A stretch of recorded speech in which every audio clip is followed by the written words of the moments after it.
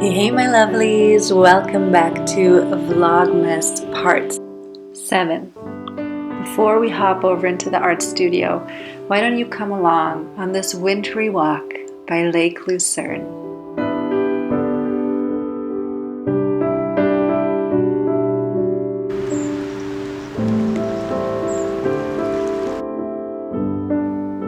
This year is definitely different. But we're trying to get into the Christmas spirit with just those tiny little moments.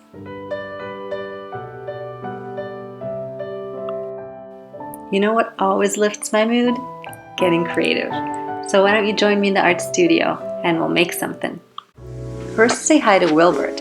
He's my good luck charm for 2021. Wilbert and I have a little printable Christmas garland for you today. What you're going to need is access to a color printer and regular old printer paper. Anything will do. You'll need to print out a copy of the downloadable link below. And you're going to have to find some kind of twine, string, or ribbon that you have lying around at home. Dig out a pair of trusty old scissors. And find that hole punch you probably haven't used in years. That's really all you'll need. That and a bit of patience. Because once you start cutting, you'll notice that my paintings are pretty intricate and it's going to be a labor of love to get in all those little nooks and crannies. Now, if your dexterity is not good enough for this, your eyesight isn't good enough for this, or you just plain old don't want to do this, then of course you can leave a generous white border around it, which will mean that you can cut super fast, because otherwise this is the real speed that this will be happening at.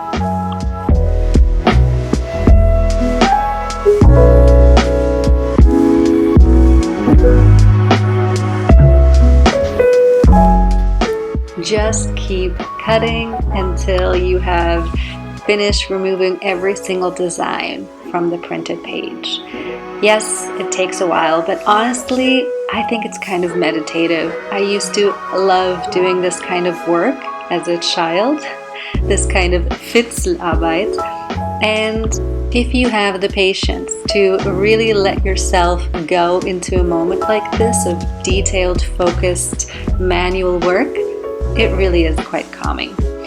But when you've done that, you move on and you do what I'm doing here. You punch 2 holes using your hole punch into each of the designs. And then you take your twine and you push it through from the front so that it crosses over in the back and doesn't cover as much of the design. And when you've done that for each piece, you can go hang it up.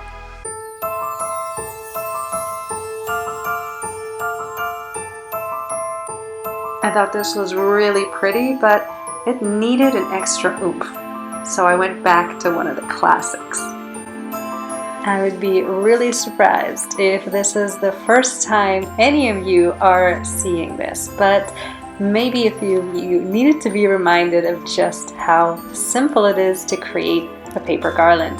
So here you have another little template. You're just going to cut out these little stripes and cut them through in the middle.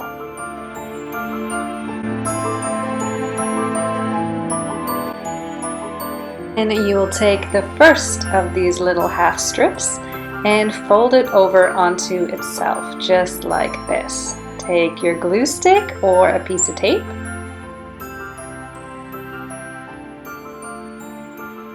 and form a little ring. Take your second piece, feed it through the first loop, and glue that shut as well.